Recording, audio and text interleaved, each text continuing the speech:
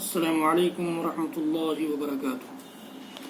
بسم اللہ الحمد للہ والصلاة والسلام علی رسول اللہ ومن تبعہ ووالاه وبعد۔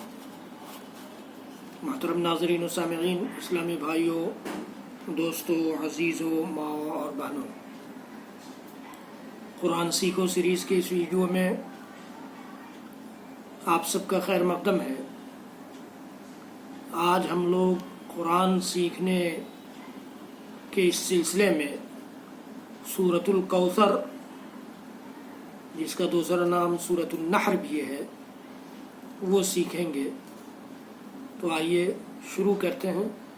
اعوذ باللہ السمیع العلیم من الشیطان الرجیم، بسم اللہ الرحمن الرحیم، انا اعطیناک الکوثر فصل لربک وانحر ان شانئک هو الابتر۔ ان یہ تاکید کے لیے آتا ہے، یقیناً کہہ سکتے ہیں اس کا معنی۔ اعطینا یہ جمع متکلم کا صیغہ ہے۔ اعطا یعطی کے معنی ہوتا ہے عطا کرنا، نوازنا، دینا۔ اعطینا ہم نے دیا ہے، ہم نے نوازا ہے۔ اور کاف خطاب کے لیے آتا ہے آپ کو، تم کو۔ تو انا اعطیناک، یقیناً ہم نے آپ کو نوازا ہے، دیا ہے، الکوثر بہت زیادہ بھلائیاں، بہت زیادہ بھلائیاں دی ہیں، بہت زیادہ بھلائیوں سے نوازا ہے۔ اور انہی بھلائیوں میں حوض کوثر بھی ہے۔ تو اب میننگ پورے آیت کا دیکھیے، انا اعطیناک الکوثر، یقیناً ہم نے آپ کو بہت ساری بھلائیوں سے نوازا ہے، خیر کثیر سے نوازا ہے۔ خیر کثیر مطلب بہت ساری بھلائی۔ یقیناً ہم نے آپ کو حوض کوثر سے بھی نوازا۔ جب بہت ساری بھلائیوں کی بات ہو جائے گی تو اس میں حوض کوثر بھی آ جائے گا۔ تو اللہ تعالیٰ نے اپنے نبی کو ڈھیر ساری نعمتوں سے نوازا ہے۔ انا اعطیناک الکوثر، اس میں اسی کا اعلان ہے کہ یقیناً ہم نے آپ کو خیر کثیر سے نوازا ہے، بہت ساری بھلائیوں سے نوازا ہے۔ فصل لربک وانحر، صلی، صلی یصلی سے ہے، صلی امر کا صیغہ ہے، نماز پڑھیے، نماز پڑھیے۔ لام لیے کے لیے ہوتا ہے، اور ربی کا اپنے رب، ربو کا تمہارا رب، ربی میرا رب، ربہ اس کا رب، اس طرح سے ہے۔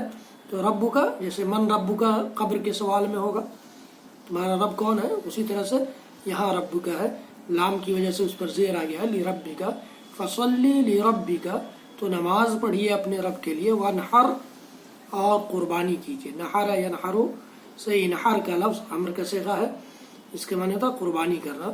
تو اور قربانی کیجیے اپنے رب کے لیے۔ ان شانئک هو الابتر، ان پھر وہی یقین والا، اور شانی کے معنی ہوتا ہے دشمن، اور کاف پھر وہی تمہارا، آپ کا، یقیناً آپ کا دشمن ہوا وہ، الابتر بے نام و نشان ہے، بے نام و نشان ہے۔ ان شانئک هو الابتر، یقیناً آپ کا دشمن ہی بے نام و نشان ہے۔ پھر سے اب ترجمہ سنیے، انا اعطیناک الکوثر، یقیناً ہم نے آپ کو اے نبی حوض کوثر سے اور بہت ساری بھلائیوں سے نوازا ہے، لہٰذا آپ اپنے رب کے لیے نماز پڑھیے اور قربانی کیجیے۔ یقیناً آپ کا دشمن ہی بے نام و نشان ہے۔ یہ سورہ کوثر کا ترجمہ تھا۔